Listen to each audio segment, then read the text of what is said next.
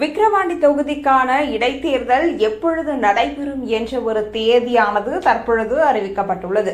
ஜூலை 10ஆம் தேதி இந்த ஒரு தேர்தல் நடக்கவிருக்கும் சூழ்நிலையில் சத்யபிரதா சாஹூ தலைமை செயலகத்தில் செய்தியாளர்களை சந்தித்தார்.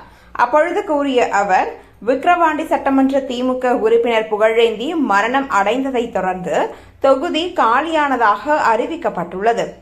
இதனால் ஜூலை 10ஆம் தேதி அங்கு தேர்தல் நடக்கவிருப்பதாகவும் அந்த தேர்தலுக்காக தற்பொழுது ரொக்கமாக 50,000 மட்டுமே அங்கு எடுத்து செல்ல வேண்டும் எனவும் குறிப்பிட்டுள்ளார். தொடர்ந்து பேசிய அவர், விக்கிரவாண்டி இடைத்தேர்தல் பாதுகாப்பிற்காக துணை ராணுவம் தமிழ்நாடு வரும் என்றும் விக்கிரவாண்டி இடைத்தேர்தலுக்கு தனி வாக்கு இயந்திரங்கள் உள்ளன என்றும் கூறியுள்ளார். அது மட்டுமல்லாது, மக்களவை தேர்தலுக்கு பயன்படுத்திய இயந்திரங்களை இடைத்தேர்தலுக்கு பயன்படுத்த மாட்டோம் என்றும், வாக்காளர்களுக்கு எந்த விரலில் மை வைப்பது என்பது குறித்து தேர்தல் ஆணையம் விரைவில் அதிகாரப்பூர்வமாக அறிவிக்கும் என்றும் குறிப்பிட்டுள்ளார். நாம் தமிழர் கட்சிக்கு விரைவில் அவர்களுக்கு என்ன சின்னம் ஒதுக்கப்படும் என்ற ஒரு அறிவிப்பும் வெளியிடப்படும் என்றும் கூறியுள்ளார். நாம் தமிழர் கட்சி நாடாளுமன்ற தேர்தலில் 8% அதிகமான வாக்குகளை பெற்றுள்ளது. அதேபோல விக்கிரவாண்டி தொகுதியிலும் 8% அதிகமான வாக்குகளை வாங்கினால் இதைவிட பெரிய நம்பிக்கை எதுவும் இருக்காது என்பதுதான் அனைவரின் கருத்தாகவும் இருந்து வருகிறது.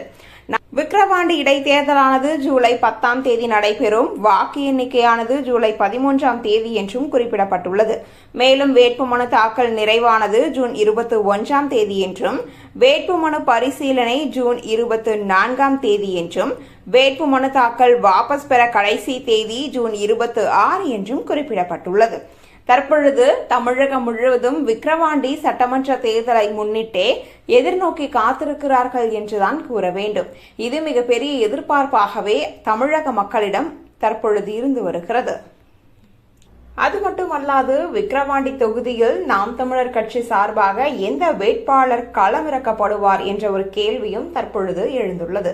ஜெயகுருவின் மகள் வேட்பாளராக களமிறக்கப்படுவார் என பல மாதங்களாக பேசப்பட்டு வருகிறது. ஆனால் தற்பொழுது வித்யா வீரப்பன் அவர்களையே வேட்பாளராக சீமான் நிறுத்தப் போகிறார் என்ற ஒரு பேச்சும் தற்பொழுது பேசப்பட்டு வருகிறது. ஆனால் யாரை இவர் வேட்பாளராக நிறுத்தப் போகிறார் என்ற ஒரு கேள்வி தமிழக மக்களின் மனதில் ஏற்பட்டுள்ளது என்றே கூறலாம்.